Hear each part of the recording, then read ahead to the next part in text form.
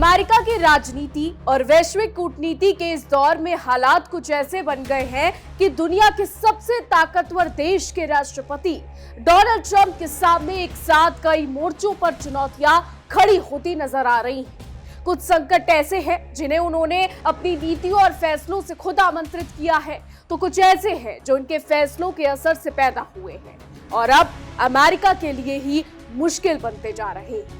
नमस्कार, विश्वयुद्ध देख रहे हैं आप, आपके साथ मैं हूं इशिका त्यागी।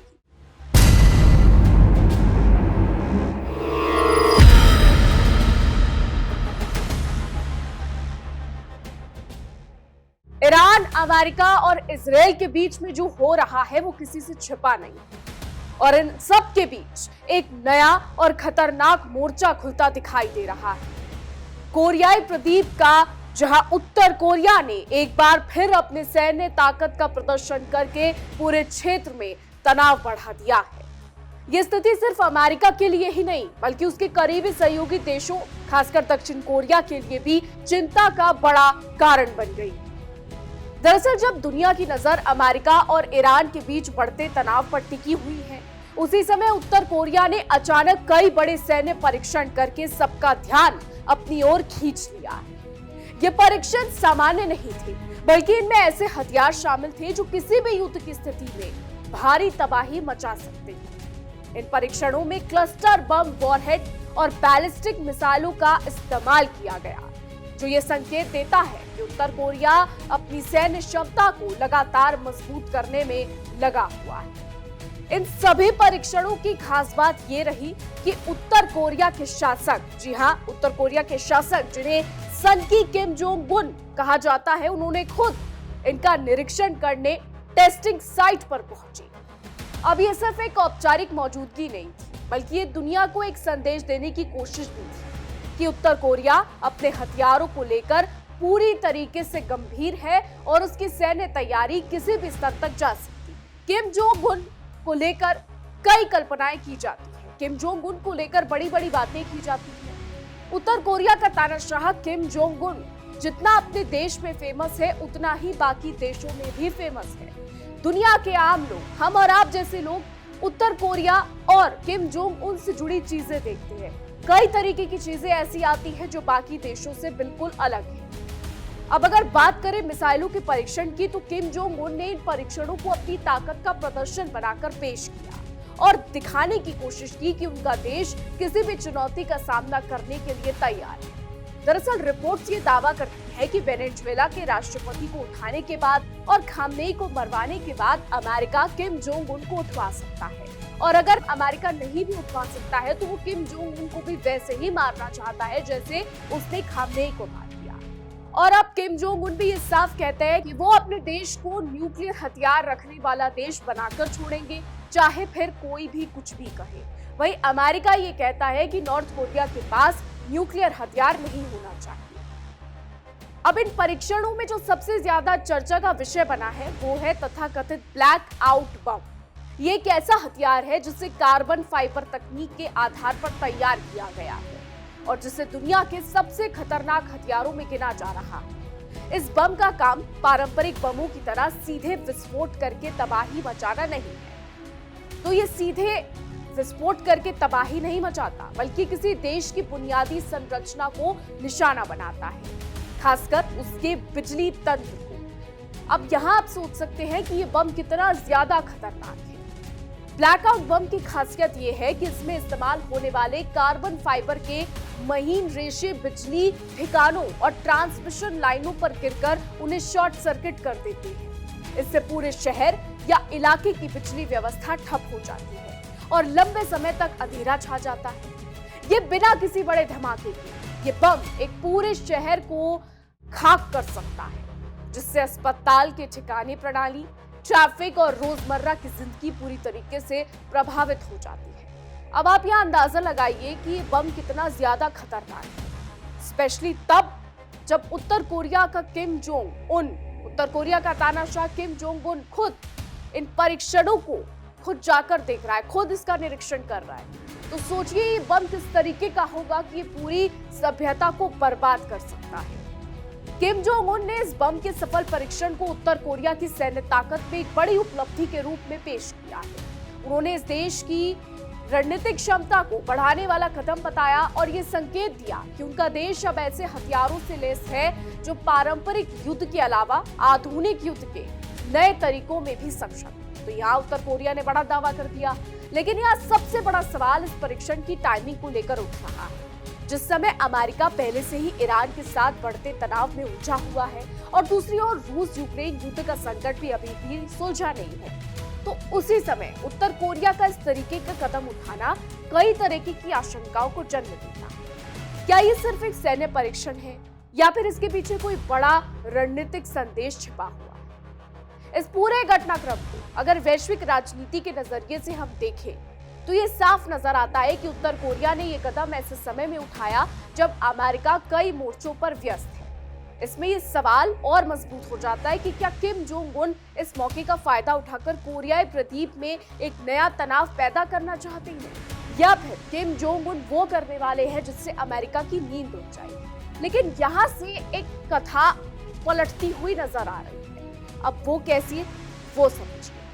तो ईरान और अमेरिका की इस जंग में रूसी स्पेशल कमांडोज स्पेट्सनाज़ आ सकते हैं। अब आप ये सोच रहे होंगे कि नॉर्थ कोरिया के बीच रूस का जिक्र कहां से हुआ, तो चलिए वो आपको समझाते हैं। अभी ईरान और अमेरिका के बीच में जो जंग चल रही है, नॉर्थ कोरिया के इस मिसाइल परीक्षण को उससे जोड़ा जा रहा है। लेकिन अगर देखा जाए तो एशिया में रूस और चीन भी है जो ईरान की मदद कर रहे हैं। ऐसे कई दावे हो रहे हैं। रिपोर्ट्स ये कह रही है कि चीन तो हथियार और एयरक्राफ्ट तक ईरान को भिजवा रहा है, जिससे ईरान अमेरिका का जीना हराम कर रहा है। तो अब ऐसे में रिपोर्ट्स ये दावा कर रही हैं कि अब रूसी स्पेशल कमांडोज स्पेट्सनाज़ आ सकते हैं और आईआरजीसी को ट्रेनिंग दे सकते हैं, यानी वो ईरान पहुंच सकते हैं और IRGC Islamic revolutionary guard corps, जी हाँ वही गार्ड कॉर्प्स जिससे अमेरिका और इजराइल परेशान है, उनको ट्रेनिंग दे सकते हैं। तो एक तरफ तो चीन, ईरान, किम जोंग और रूस है, तो दूसरी तरफ अमेरिका है। क्या पूरा मामला है?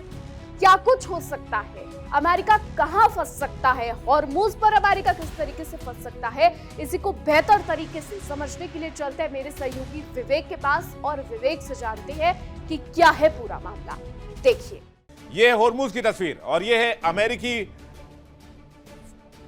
जहाज जिसे आप इस वक्त देख रहे हैं, जो हॉर्मुज़ के इलाके में पहुंचा, यानी कि गल्फ ऑफ ओमान से पर्शियन गल्फ की तरफ जा रहा था, लेकिन उसे पहले ही रोक लिया गया। आईआरजीसी की तरफ से वार्निंग दी गई, यहां से निकल जाओ वरना आपको हम सीधे तौर पर इस इलाके से हटा देंगे, आप पर हमला करेंगे, आपके जहाज को डुबो देंगे। जरा फुल स्क्रीन तस्वीर देखिए कैसे वार्निंग के बाद इस इलाके से अमेरिकी जहाज फरार हो गया 30 मिनट के अंदर।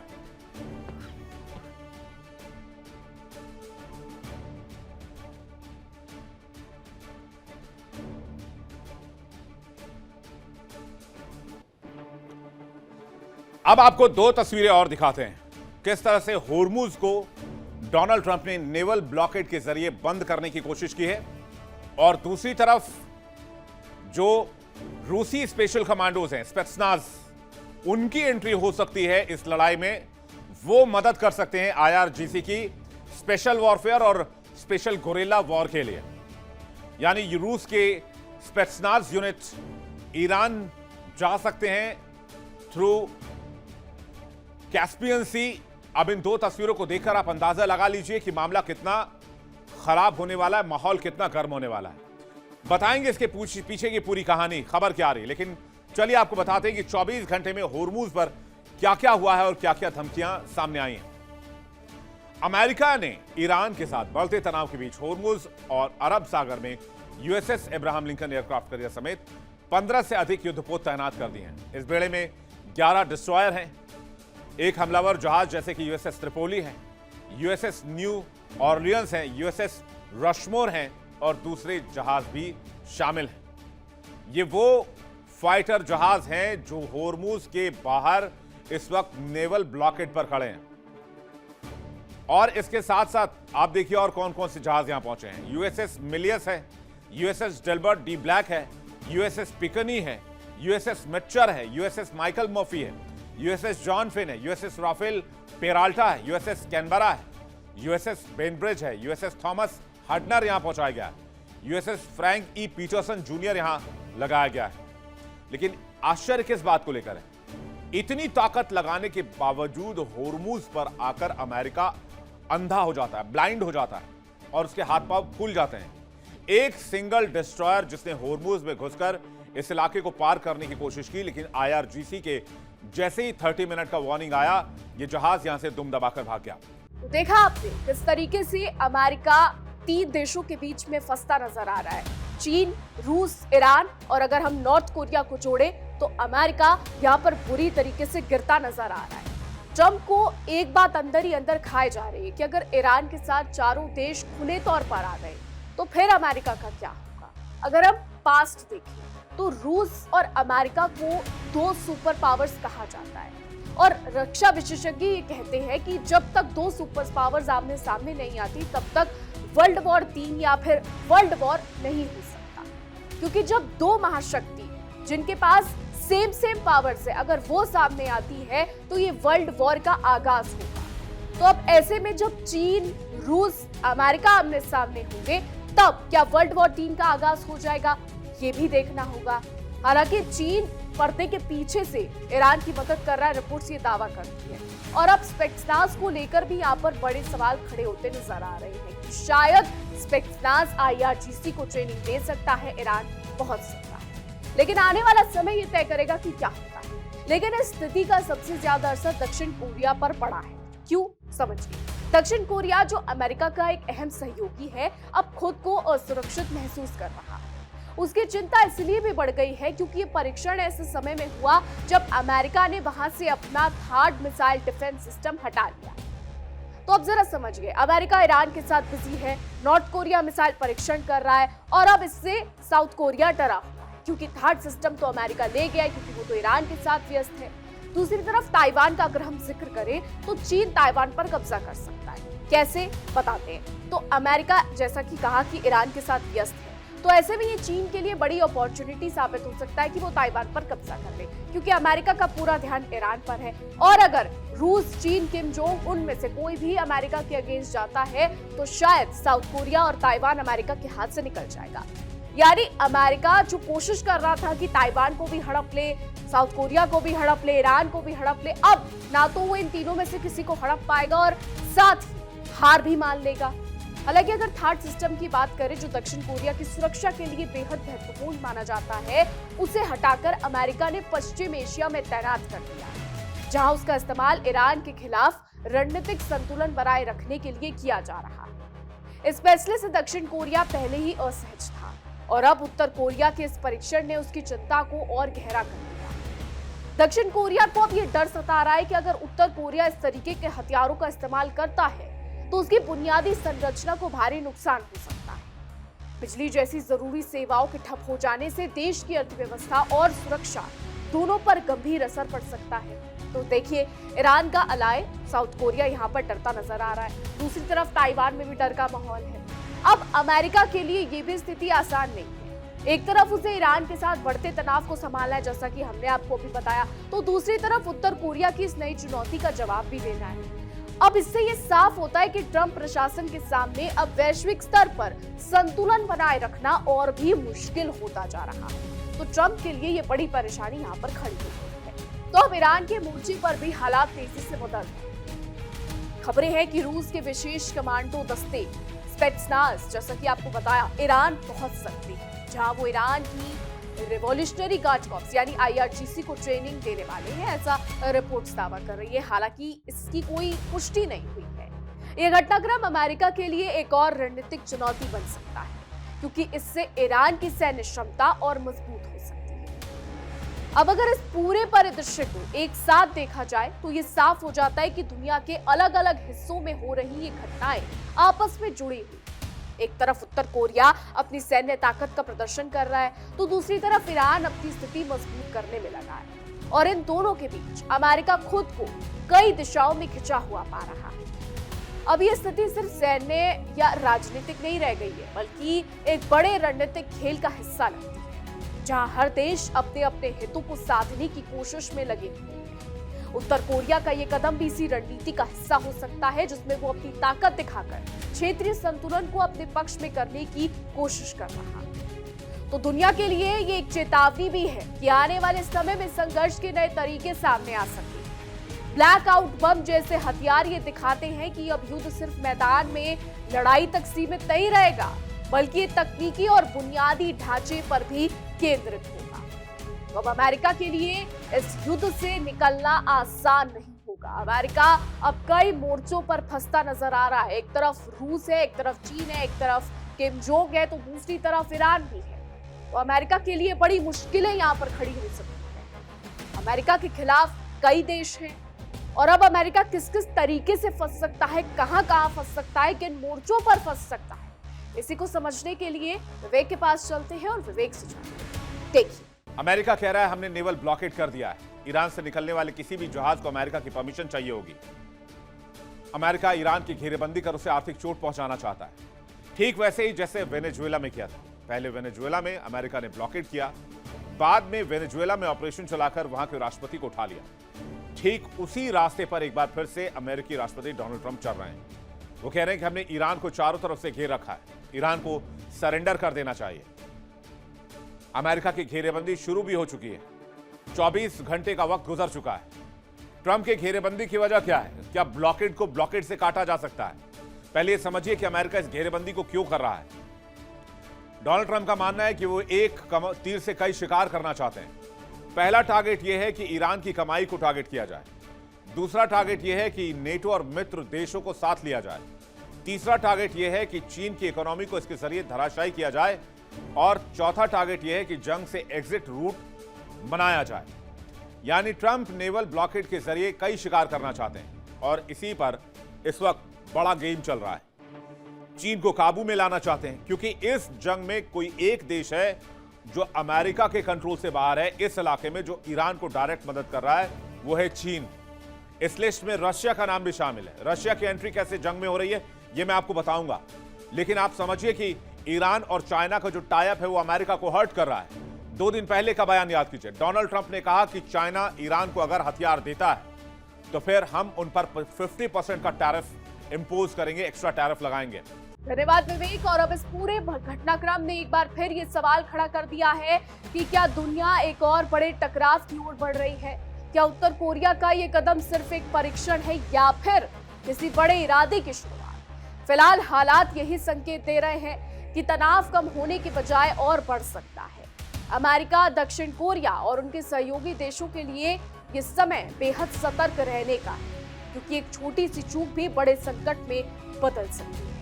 तो आने वाले दिनों में ये देखना बेहद अहम होगा कि अमेरिका इस चुनौती का कैसे जवाब देता है और क्या कूटनीतिक रास्तों से इस तनाव को कम किया जा सकता है, या फिर ये स्थिति और ज्यादा जटिल होती चली जाएगी। तो कुल मिलाकर उत्तर कोरिया के इस कदम ने एक बार फिर दुनिया को ये याद दिला दिया है कि वैश्विक राजनीति में संतुलन कितना नाजुक होता है और कैसे एक देश का फैसला पूरे क्षेत्र की शांति को प्रभावित कर सकता है। एक तरफ तो उत्तर कोरिया है और दूसरी तरफ है चीन। जहां रिपोर्ट्स ये दावा कर रही है कि बीजिंग और तेहरान का रिश्ता अब सिर्फ हथियार बेचने तक सीमित नहीं रह गया है, बल्कि अमेरिका के खिलाफ एक तरीके की रणनीतिक साझेदारी बनता जा रहा है, जिसमें प्रॉक्सी, प्रतिबंधों से बचने के तरीके और सीधे सबूत न छोड़ने जैसी चीजें शामिल हैं। ऐसा इसलिए है क्योंकि तेहरान जितना ज्यादा अमेरिका की ताकत को उलझाएगा, उतना ही वो मुश्किल पैदा करेगा और उस पर खर्च बढ़ाएगा, उतना ही फायदा चीन को होगा। ईरान की सीधी जीत से चीन को कोई लाभ नहीं होगा।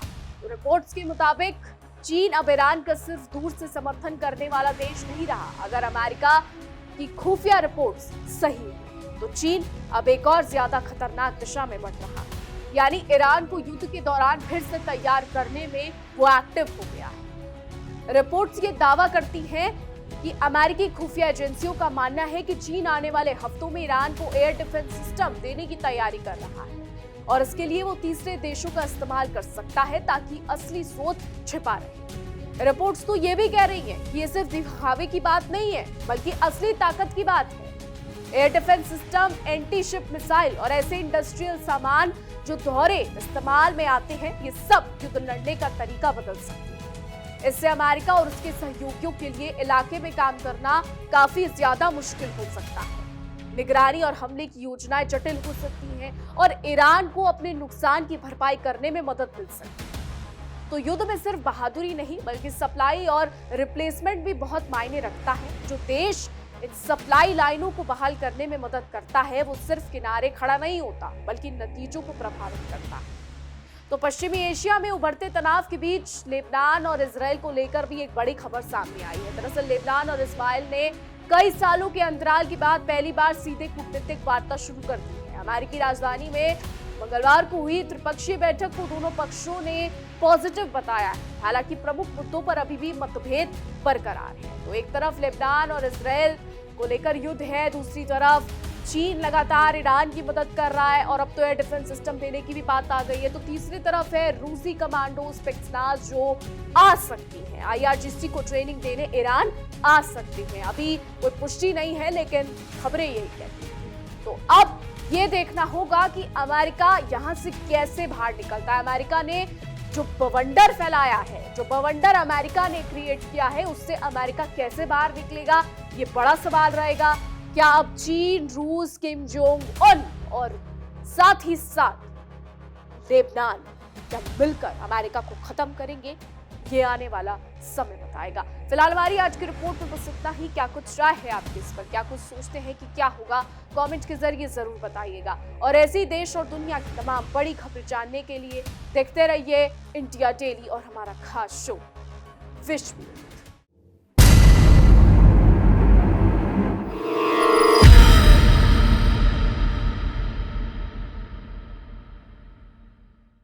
देखिए इंडिया डेली 24/7 अब आपके स्मार्ट टीवी पर। इंडिया डेली मौजूद है सभी डिजिटल प्लेटफॉर्म पर लाइव और लगातार। इंडिया डेली 24/7 हर दिन राष्ट्र को समर्पित।